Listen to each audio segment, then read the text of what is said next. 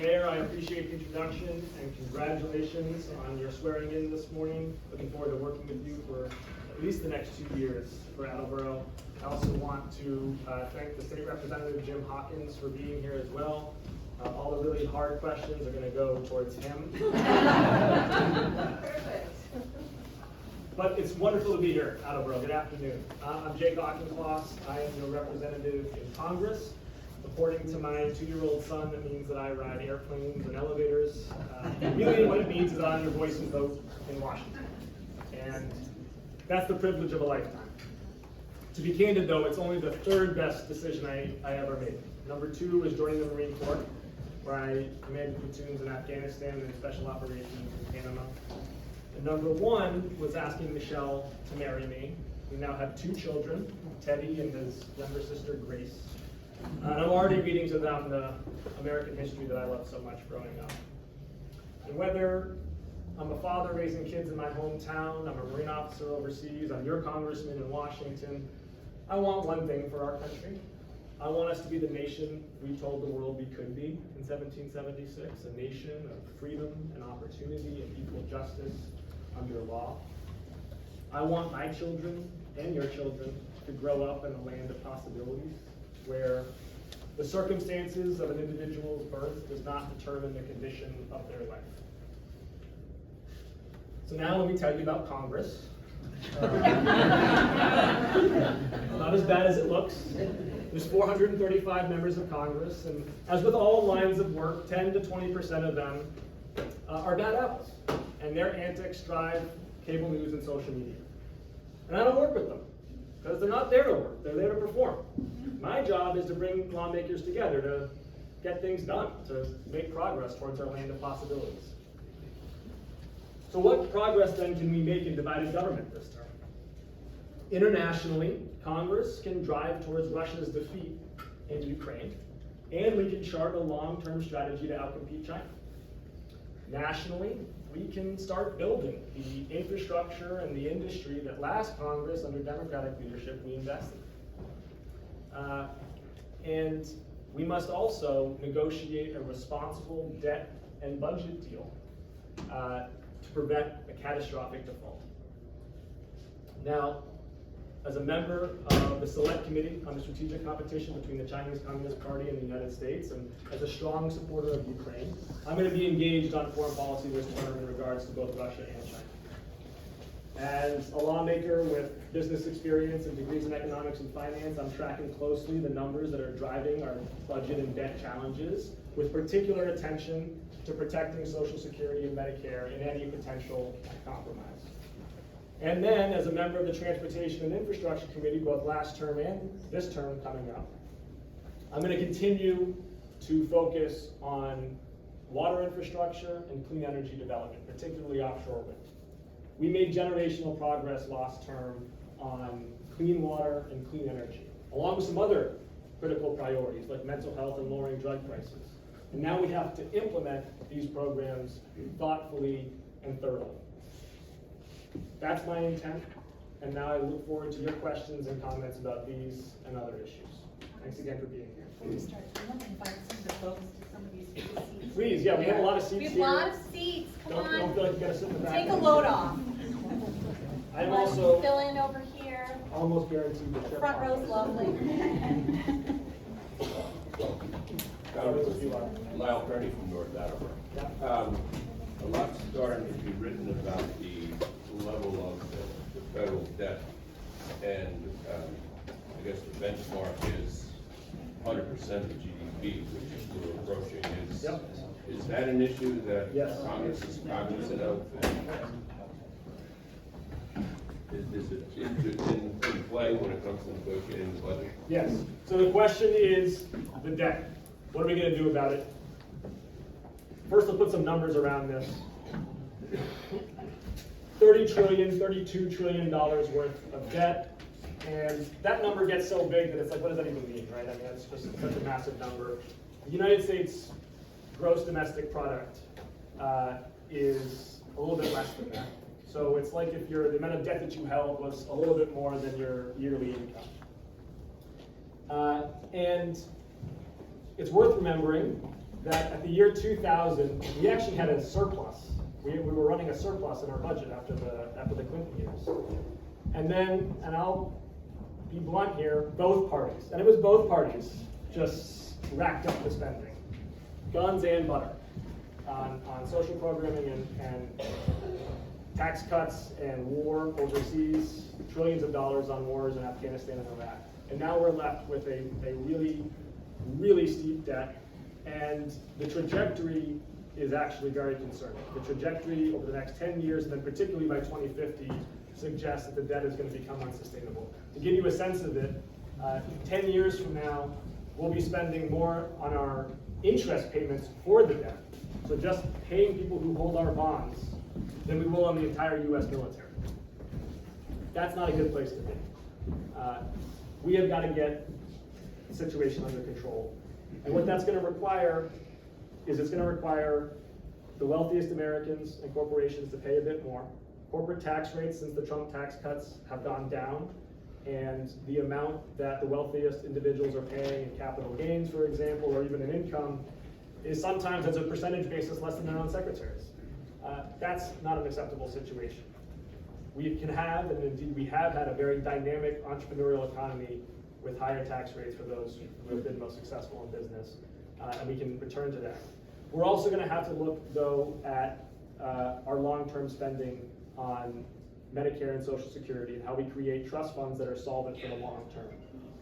And it's going to require bipartisan votes to do that. There's no way that one party is going to be able to make structural changes to any of our long-term spending without buy-in from the other party.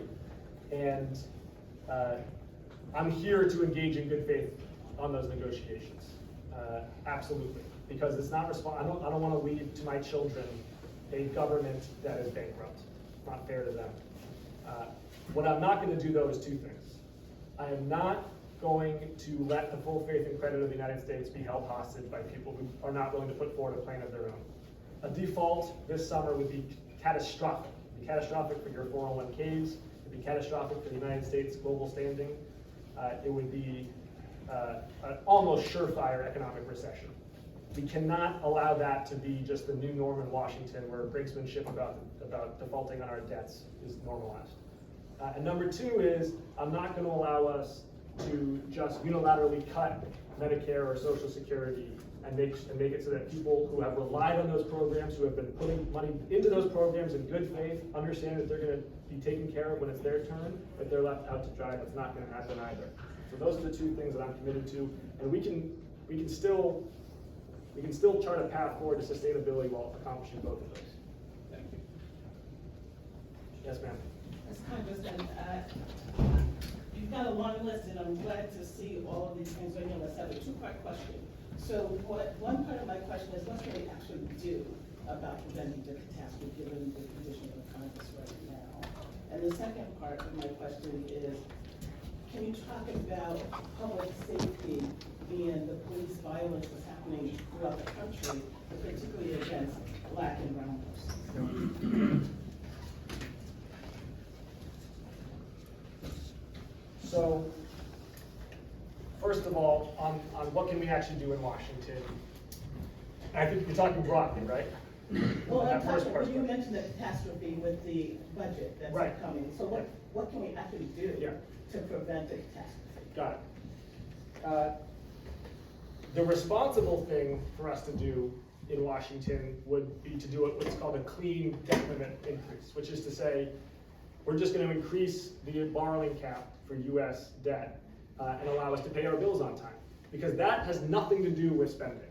The decisions that we make about spending are done through the appropriation cycle. That's when we decide how much debt to take on. The decision about the debt limit is, does the United States government pay its bills on time? And since 1789, the United States government has paid its bills on time. It means we're the best credit risk in the entire world, bar none. U.S. Treasuries, short-term, are the best credit risk in the entire world. I can't even begin to describe how much of a competitive advantage that is for the United States, that people trust our treasuries. And if that goes away, everything else around it dissolves very quickly. And we thought 2008 was bad with financial panic. If people can't trust treasuries, we're going to be in a world of hurt.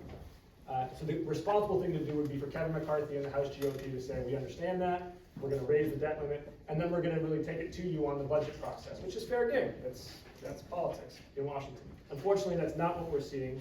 What we're seeing is that Speaker McCarthy, as part of the deal he made to become Speaker, some of you may recall the 15 votes that I sat through as your representative in the House, for him to get there. He had a choice, Mr. McCarthy. He could have gone to the center, he could have gone to the Democrats and said, boy, this hard right stuff, they're driving me crazy here. I need some help to become Speaker. We would have driven a hard bargain, no doubt about it, but he could have gotten there. Instead, he went to the hard right, Matt Gaetz and some others, and he sold the farm. He promised them that he would hold hostage the debt limit for a stricter budget, and it's put him in a very, very damaging situation, because now he's got to anger either the hard right, or he has got to sink, or at least be prepared to sink the U.S. credit rating. And it's going to be a moment that calls for political courage. Kevin McCarthy has to date not demonstrated it. You saw after January 6th, he first denounced it and then went to Mar-a-Lago to apologize to Donald Trump for denouncing it. So he's going to have to find newfound political courage in the next 6 months. Otherwise, it'll be up to House Democrats, as well as Mitch McConnell, the Republican senator, Senate Minority Leader, to rescue the situation. And that'll be a lot less certain and will rattle markets. Public safety and criminal justice. People deserve to feel safe in their communities. Everybody deserves to feel safe in their community. That is a core service of government. We need a well-trained, well-funded police department that is also able to respond compassionately to the full array of public safety challenges that present themselves. And what we have seen is that increasingly there have been innovative models put forward where there are sub-911 response teams for mental health challenges, for substance abuse challenges, that can, with more skills and more training brought to bear, de-escalate a situation and get people the appropriate help that they need. And I'm a supporter of those programs. And we also have to continue to reckon with a very painful racial legacy in this country. I'm sure we've all seen the George Floyd video, we've all seen the Memphis video. It's something that's both very painful to watch and very necessary to watch. I was a strong supporter of the George Floyd Justice and Policing Act, and will continue to support policing reforms at the federal level, including things like a ban on chokeholds or increased accountability for local police departments that can be found to have a pattern of either racist behavior or behavior that undermines public safety, as we have seen, for example, in Louisville. There was some progress in 2020. Tim Scott and others. Tim Scott's a Republican senator from South Carolina who looked like we could get somewhere, and it stalled out, but we'll continue to work towards it. So, quick, Ukraine. Do you think by funding Ukraine, we are prolonging the war? No. I think by funding Ukraine, we're prolonging Ukraine.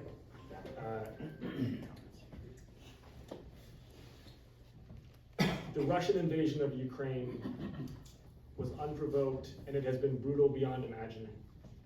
They are using rape and pillage as tools of war. They are targeting civilian infrastructure. They have marched Ukrainian children out of Ukraine and forced Russian families to adopt them and change their names so that they cannot be found by their parents. The litany of abuses and depredations is stunning and heart-wrenching. And while we all seek peace, there is a peace that can only be found on the other side of war. And given Vladimir Putin and his megalomania and his revanchist vision for a Russian empire that he controls, it is clear that Ukraine needs to defend itself. And while the people have the lion's heart to fight, as we have seen over the last year, they don't have the weapons that they need, and they don't have the economic support that they need. We do. And I've been a continued early and strong supporter of sending them material as well as humanitarian economic support for them to sustain their fight against Russia. Keep an eye on the spring counteroffensive. The Ukrainians are likely in April, May to mount a counteroffensive that tries to get them to the Sea of Azov and hopefully to liberate Mariupol. That will be critical. If Ukraine is landlocked, it's not going to be viable as a nation. It will be continually susceptible to Russian aggression, and it will be really economically desolate. It needs to have sea access, water access. And this spring counteroffensive is critical for them to get it. And if they can get it, and if they can create a set of boundaries that they feel that they can sustainably defend, I think at that point, we could look for negotiation. There's declining support for aid. Do you see that impacting Ukraine's chance of survival? Yes, I think it's unfortunate, but you're right, there is declining support. My hunch is, don't quote me on this number, if we had another package for Ukraine aid in Congress, it would still clear 300 votes, that's a solid number of votes, that's a good bipartisan number. What I'm seeing is not so much that Democratic support is fading, although it is true that on our left-wing flank that it is fading a bit. I'm more seeing on the GOP that you've got sort of the Reagan conservatives, I suppose I would call them, who want to be tough on Russia. And they're in positions of power in Congress, they tend to be older members. You've got the Trump conservatives who have never wanted to support Ukraine and are very Putin sympathetic, and they're increasingly vocal. And then you've got this middle camp of GOP congressmen and women who I think their base is worrying them, and they're worried about a primary challenge, but they want to do the right thing morally and strategically by supporting Ukraine. And that's the middle camp right there that I think we really need to work with for this next Ukraine package that'll come up this year. Keep them on board. Yes, ma'am, in the back. Well, I know how you feel about it, but I'm gonna tell you how I feel about it, all right? This is a criminal war. This has to stop. With the money we're sending to them, you can't talk in one breath about saving Social Security, and then talk in another breath about sending billions of dollars over and over again to kill and decimate the Ukrainian population. There was 36 million Ukrainians to start. There are 18 million now. This is a criminal enterprise. And if So anyone I wants agree to know, with her. She's absolutely right on. this is And terrible. tell the Russians to stop doing what they're All right, doing. let's It's time out. domain Let's time out. You bullshit. have, And tell haven't Zelensky we, to negotiate peace then, or try to haven't do we some truth. learned anything? Negotiate. China's Bullshit. negotiating peace with Russia. Yeah, and we Let's hate time the out. communists in Negotiate. Vietnam. Hey, all right, you got Negotiate. you got the moment? Diplomacy. I hear it. You're just putting money into the coffers of the military-industrial complex. This is That's criminal criminal. activity. That's demonic. You're And heard. may I say? No, you anyone actually interested- can't. No, you yes, can't yes, say. may I? You've Yes. heard, you've had your All right. piece. That's Someone what ask we're me another here for. question? Yeah. We're here. We're here to Ty? You see how they shut you down? This is the All right, problem. I'm on the floor now, okay? I'm a city councilor here now, so what? Just like everybody else, though, I drink the same water that you drink, okay? Actually, I don't. The water that I would normally drink would come from Wading River, which is located in Mansfield, which flows down from Foxborough in part, which was shut down last fall. We haven't reopened it yet. The city is all taking their water from our reservoir. And I know water is a real concern of yours. So, we have to reopen at some point because we can't have the whole city taking the water out of the reservoir for a prolonged period of time, especially if we have a drought like this summer. The cost of mitigating and fixing PFAS, which is the reason that we have had to shut down 40% of our water, keeps rising. Every time I hear a new figure, it's jumping by millions and millions. And it's not just one city's problem, it's a regional problem. And if cities are going, or towns are gonna have to be asked to cover this expense on our own, we're gonna be in deep trouble with our own budgets. That's the essence of what I'm saying. I hear you and I agree with you, Counselor. And water infrastructure has been probably my single biggest district level priority. Last Congress, we passed a significant amount of funding through the bipartisan infrastructure law for upgrading water infrastructure, both in terms of water potability, but also the resilience of our civil engineering around water. And North Attleboro has been a beneficiary of that, I know, as well as some surrounding towns. There's two things that we're gonna have to do with PFAS. One is the money. And I've secured, I think, about 15 to 20 different community projects for PFAS remediation through federally directed spending, and we'll continue to make that a priority of mine, because it's expensive, as you say, and the expense really is too big for a single city or town to take on in a single budgetary cycle. Number two is we've got to create clarity about the rules and regs. Part of the challenge is the EPA and the state, the federal and the state, don't agree on what the appropriate amount of PFAS or PFOA is in water. And the reason they don't fully agree is that the science is still being worked out. So is it 2, is it 6, is it 10,000 chemicals that need to be filtrated? What's the appropriate parts per trillion? Is it 20, is it 70, is it 6? We gotta create certainty, because if cities and towns are trying to invest millions of dollars in a 20-year piece of infrastructure, they need to know this is the rule that I'm following, and it's still gonna be a good rule 2 years from now. That has not been the case in the last 5 years. I do think the EPA is understanding that's a problem, and I'm certainly communicating it to them.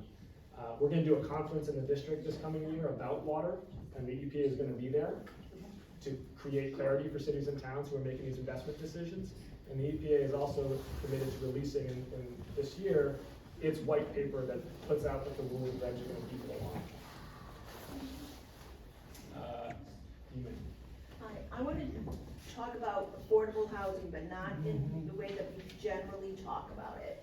Because we're missing a domino. We always go to the back domino, which is rentals. I don't know if you're aware of this or not, but we have conglomerates who are building high-rise apartments as rentals. And rental goes up and up and up. So what ends up happening is those people who would be able to, down the line, if rent was affordable, buy a home. But we have an issue with that because we don't have homes for people to purchase.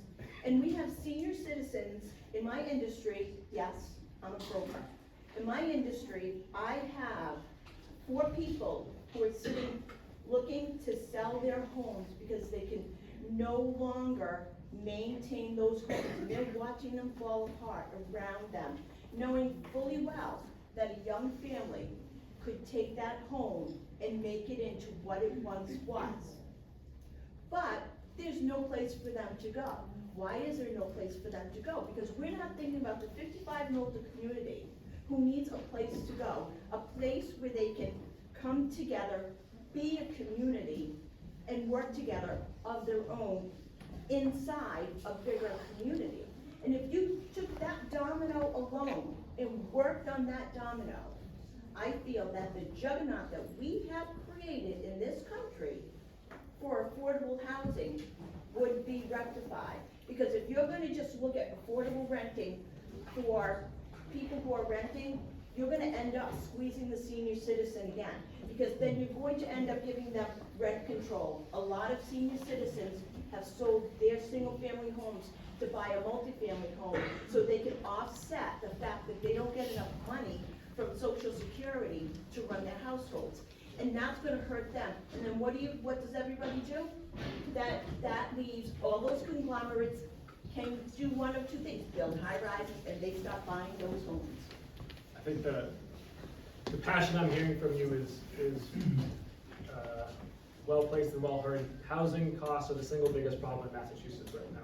We got a lot of challenges in this state, but the cost of housing is the single biggest problem in Massachusetts. It's young families trying to buy their first home, it's baby boomers trying to downsize, it's senior citizens trying to just make things work. We field calls constantly from people with panic in their voices about the situation with housing. And your point is well taken about the need for 55 plus. I recently was at a groundbreaking for a project that had 178 units for senior citizens. Were they rental units or purchase units? They were, I think, rental. We don't want, they don't want rental units. They want to be able to Okay, have the money. Hold on. We need the full suite of housing in the Commonwealth. We need multifamily, single family, mixed use. We need rental and to purchase. They were for the middle. And they were for subsidized for middle income seniors who did not qualify for the affordable housing, but didn't have enough to make it work in Massachusetts. Upstream of all of this is that we have underbuilt housing in this Commonwealth for at least 20 years now. We've created 2.5 jobs in eastern Massachusetts for every 1 unit of housing that we built. So you can just picture the supply and demand curves in your head. When demand goes way up, because everyone's coming here for jobs, and supply doesn't go up, what happens? Prices go up. With the MBTA Communities Act, with the Housing Choice Act, both passed at the state level, we have tried to make it so that we're going to be building more, particularly more multifamily housing. And compliance with that law, I think at the local level is going to be critical for us to build our way towards a better equilibrium. We're also, one last thing, at the federal level, what can we do about this? The low-income housing tax credit, which is a very effective program that incentivizes developers to build affordable and moderate market rate housing. And we tried to expand that program last Congress, weren't effective, but we'll continue to focus on that. Yes, you ma'am. Yes, hi, nice to meet you.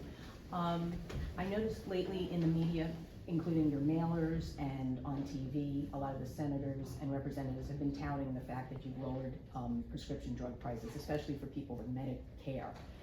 My husband is a type 1 diabetic. He has been diabetic since he was 13. Type 1 diabetes is juvenile diabetes. It's called that for the reason that it can start as young as when you're 2 years old. Diabetes and insulin in particular, to survive, you need insulin. It is crucial.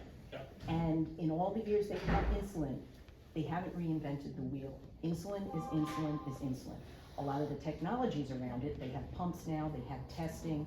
It took a long time for insurance companies actually to figure out that testing would prevent people from going into the hospital. They were more concerned at the time about the end result, about once you got in the hospital paying for the cost, as opposed to preventative care. That has gotten better. But until Congress gets together, and it's very infuriating when you hear some congressmen that talk about diabetes like it's a behavior-driven illness. It is something that you are born with if you have type 1 diabetes in particular.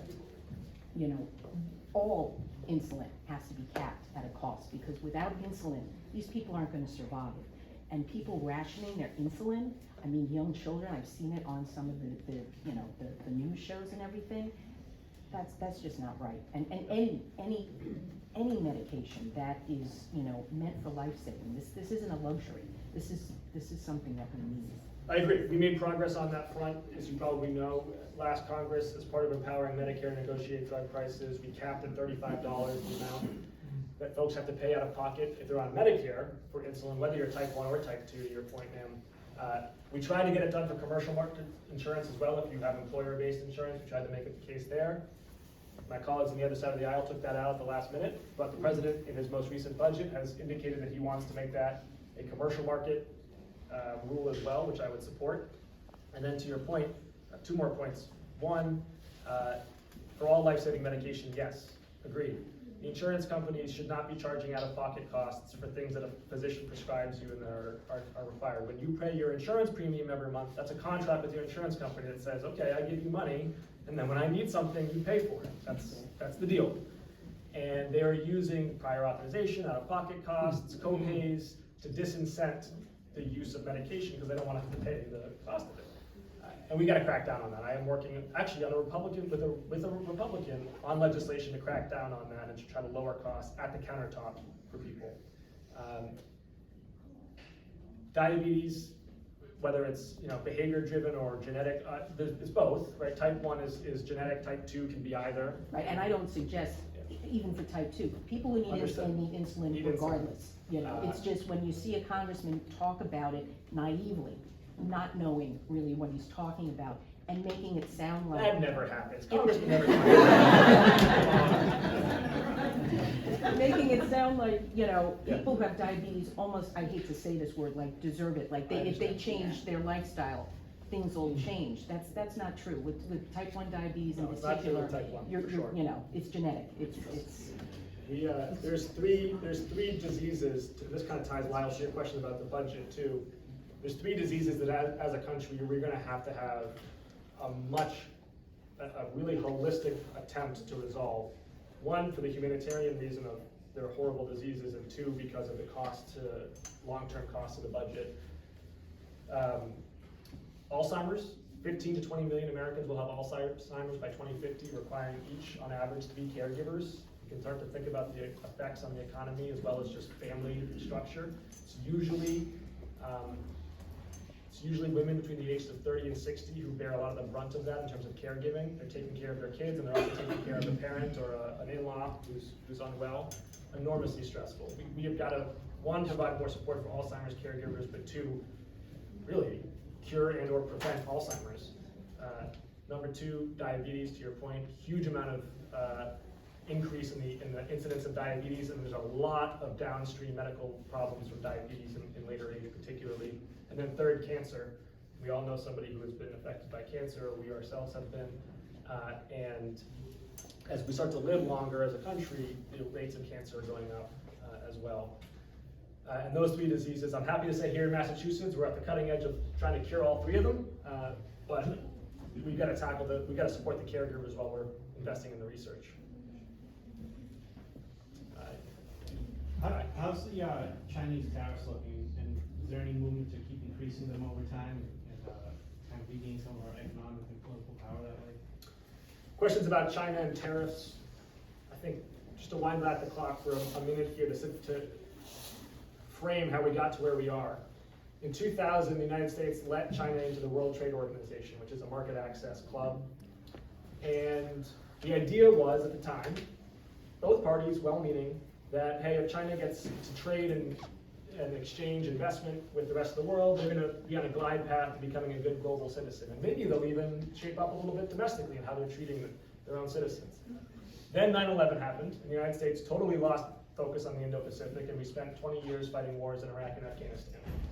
And now we're winding down those wars in Iraq and Afghanistan, and we're kind of looking around, and oh my goodness, China totally did not respect the rules of the World Trade Organization. They cheated in terms of tariffs, they cheated in terms of environmental and labor standards, they cheated in terms of intellectual property theft. They got incredibly wealthy, much more confident and muscular, whereas we spent a lot of money and time in the Middle East and Central Asia without a whole lot to show for it. And now we're trying to figure out as a country, how do we compete with the Chinese Communist Party? Because it's clear that they're not on a path to becoming a good global citizen. We should put a 50% tariff on all. Well, hang on. They're not on a path to becoming a good global citizen.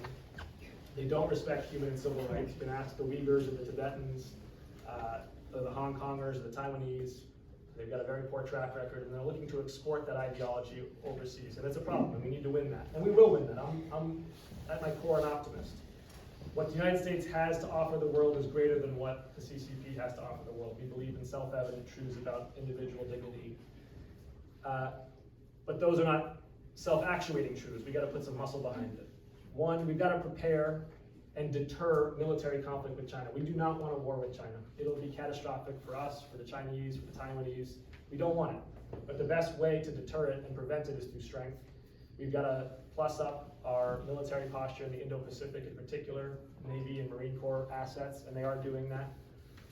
And make sure that in places like Ukraine, when the United States says something will not stand, we demonstrate that it will not stand. Might does not make right.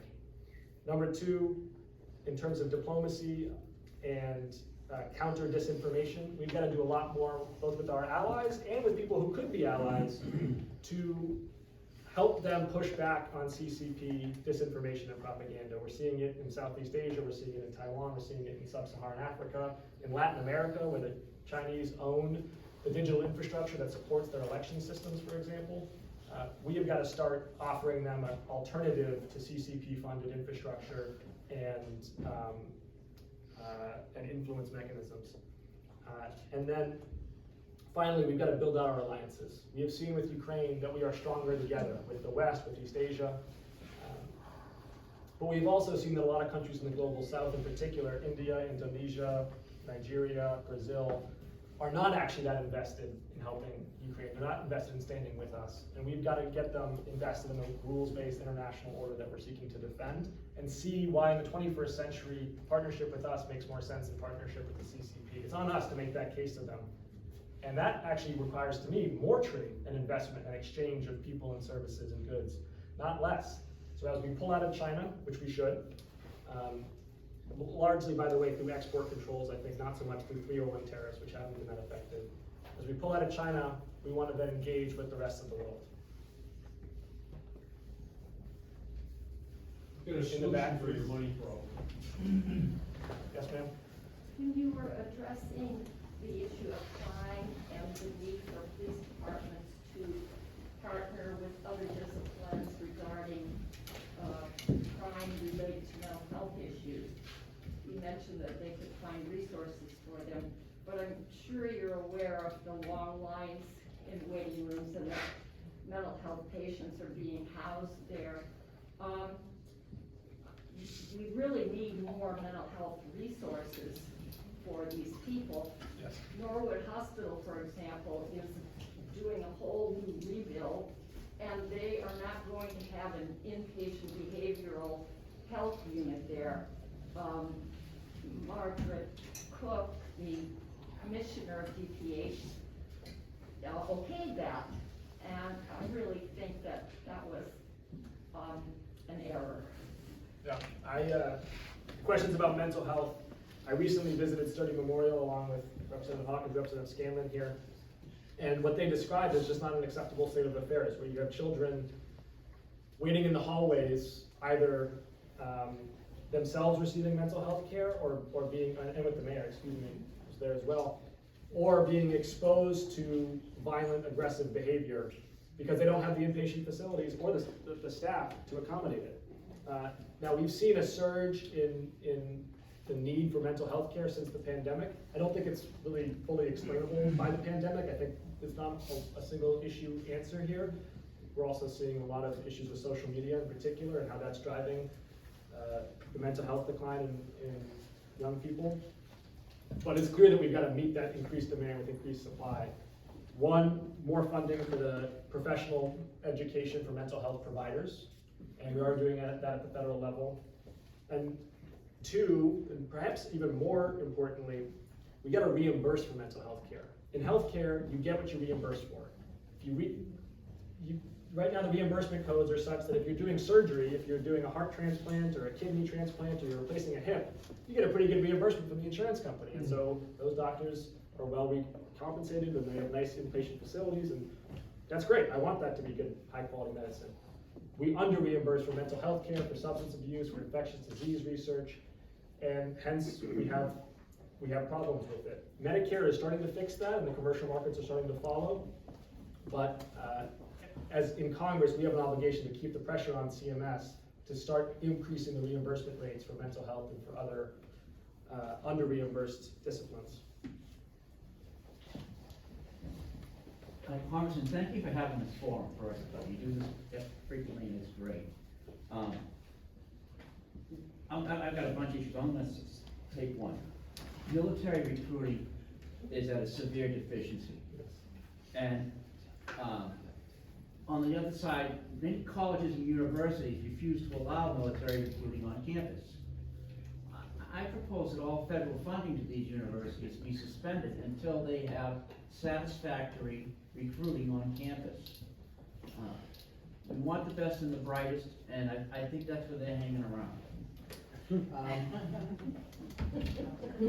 As somebody who has been to college but who has also led Marines who have not been to college, I might disagree with that. I think the best and brightest were my enlisted Marines. But let me take for consideration what you said about the federal funding being tied to on-campus military recruitment. In general, I don't like government telling universities, which are meant to be incubators of free expression and open debate, what to do. I think people can do, want to have a wide latitude for things even that we disagree with on universities. But your point about recruitment is well taken. It's actually kind of a crisis for the Army right now in particular. I think there's two big drivers of it, but maybe more. One is a very tight labor market. Unemployment's 3.5%, 4%, and the military always has a harder time with an employee when the labor market's very tight. Number two is physical fitness. American youth are actually, I want to say 2/3 of American youth are actually not at baseline physically fit enough to enter basic training for the Army, largely because of weight issues. That is a real problem, and childhood obesity and physical fitness has been with us for a while, but it's getting worse. A big driver of it is soft drinks. If you look at the kind of calorie breakdown for how kids are consuming the calories, A huge amount of it comes from soft drinks, and you've got these companies that are peddling 18 ounce, I mean, these things are like as big as my son, and they're peddling to kids.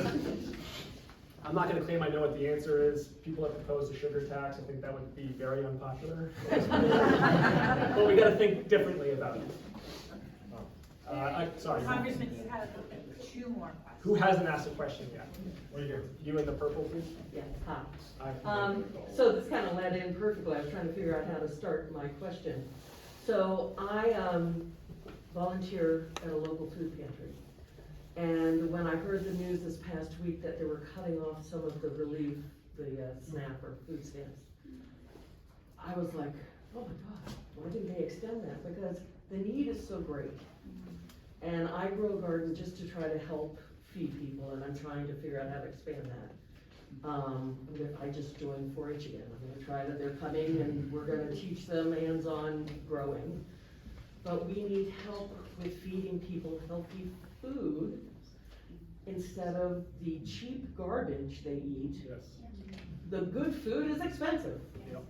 So I guess my hope and dream is to get some kind of support in the schools and high schools, Yep. so we can grow more locally to feed people locally. Because a town that has a local community CSA, community supported agriculture, if something happens catastrophically, their town is going to be better.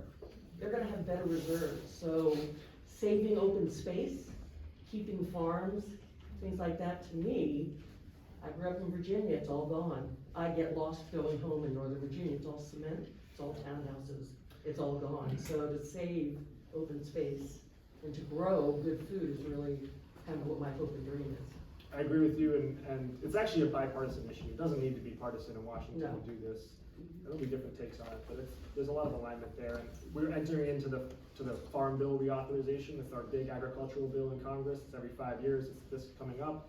I'm hearing what you're saying. I'll take it with me as well, because there will be programs to sustain local agriculture there and to incentivize people to be, farm to table local.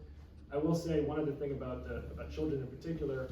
My colleague Jim McGovern, right to the west of us, has been a long-time food security champion. Really, it's been a signature issue. He's working on a bill and on support for the state to make permanent universal school lunches and breakfast for kids. That one's a no-brainer. We know kids learn better when they're well-fed, and unfortunately, too few of them are coming to school that way. So I'll be a strong supporter of that. Foxborough was growing vertical, they got towers donated from Patriot Place. They were growing their own greens, and all the kids were eating salads based on growing their own greens right in school. So that's what I'm hoping. We should do a sugar tax and then fund your farms. I love that. A small sugar tax, we go from the small to big money guys, and fund it, yes, that's a great idea. All right, we're gonna. 2 more, I'm killing you. 3 more, and that's it. 1, 2, 3. All right, one of these questions, we're gonna do it for my Trump friends here in the audience. Who wants to ask that question? You do? All right. What's that question? I've got a solution for your money problem. Okay. What's your outlook on implementing the public credit money system? Are you familiar with that concept? No. Okay, these are the benefits. Money becomes permanently available at reasonable interest rates, somewhere between 5 and 50 basis points. That's roughly less than 1%. Business activity and employment will surge forward. Inflation is halted, protecting wages, savings, retired persons, and those on fixed incomes.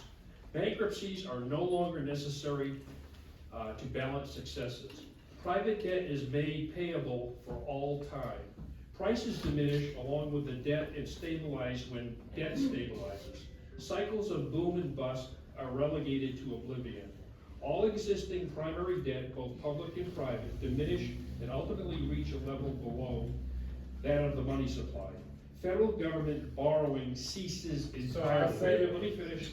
Federal taxation is drastically reduced immediately. State and local government treasury shall qualify for voter approved, bear with me, All right, so I am gonna, just because we want to get to all the questions here. And interest-free loans from the US Treasury. It's been my, Lastly, okay. all legitimate financial obligations in effect when the bills become law shall remain in force until paid. All illegitimate obligations shall be voided. This will hurt no one because the interest is being extinguished. Lastly, all federal government borrowing shall be prohibited. Okay, it's been my experience that if it sounds too good to be true. It is. Well, I will look, I'm a curious person, and I will look at it. You will? You will? I wonder if you would address, the environment a bit, Yes. When she talked up there about, I hope you'll mention regenerative farming when you get together with your farming people. And, offshore wind, I know that's something that's on your agenda. I'm Yes. very concerned about the money that's going out with this infrastructure bill, that we won't get the most bang for our buck. You know, the Yankee in me wants to say, you know, are we, you know, covering everything? When I saw you, opening that little, not, you know, the building that you just doing the Yes. photograph of you. Yep. The first thing I thought of was, do they have heat pumps? Are solar panels being put on those new buildings right away? I want everything to just be thinking of crime. I appreciate the question, and I think the sense of urgency you have around it, in particular the infrastructure investment law, is so well placed. And there's been some very, very deep analysis on the statute around that bill that suggests that the way it implements will decide whether it's carbon positive or carbon neutral. So you're 100% right. Just by what Congress said alone, we don't know if it's going to be good or bad for the environment actually.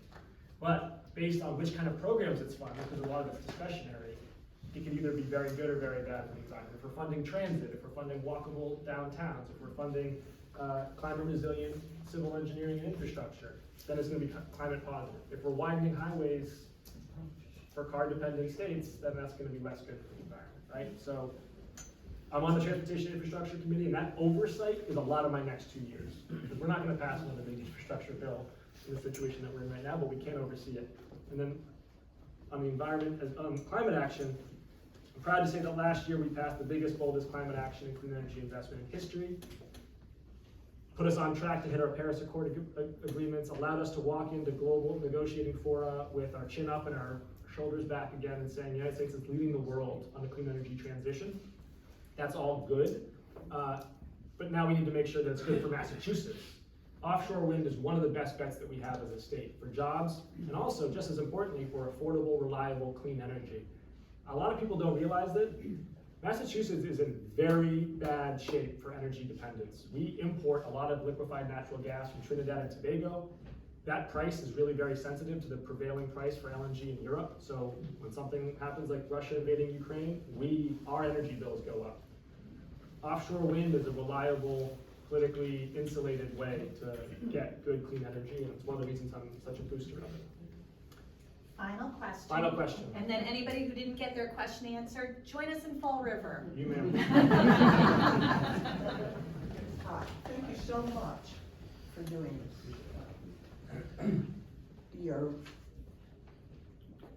You've been outstanding with communication with your constituents. It's much appreciated.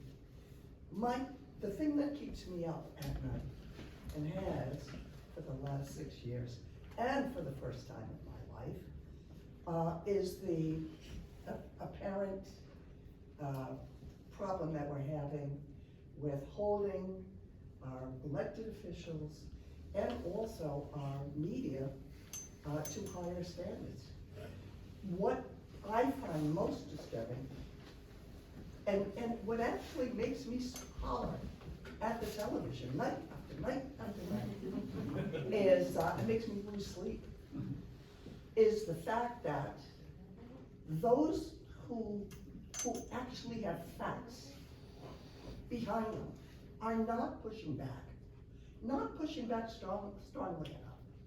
I am so tired of hearing words like very disturbing, very disturbing. The problem that we have is people who have the truth are not showing enough passion for it. Passion sells. which is why I think that Fox News has been so very successful. Yep. They're peddling lies, but they do it with passion and conviction. People pay attention. So what can we do? Hold standards, higher standards. The fact that we have some elected members of Congress still sitting where they're sitting it's outrageous to me. Where is the passion? Where is the anger? Where is the outrage? It doesn't come through. Messaging has got to be better. We're hitting another election cycle. And we're allowing this to happen.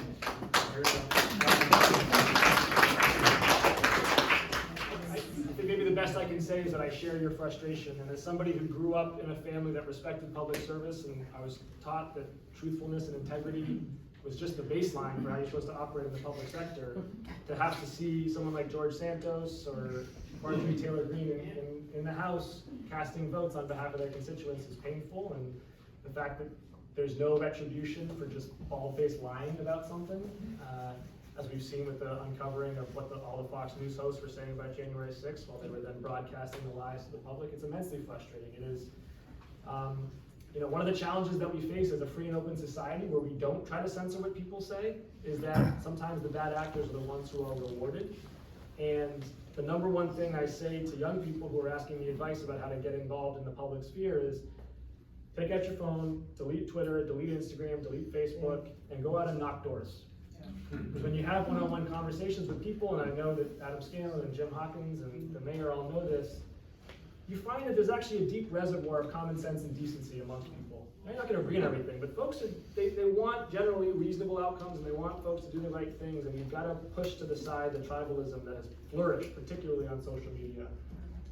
And I'm not going to be able to solve it for you. I'm just going to commit that I'm going to try to act the way I would hope that elected members act more broadly. Please push back with a little more force then. And encourage, others in Congress to do the same. Well, we can win elections. Thank you for coming. I enjoyed the conversation.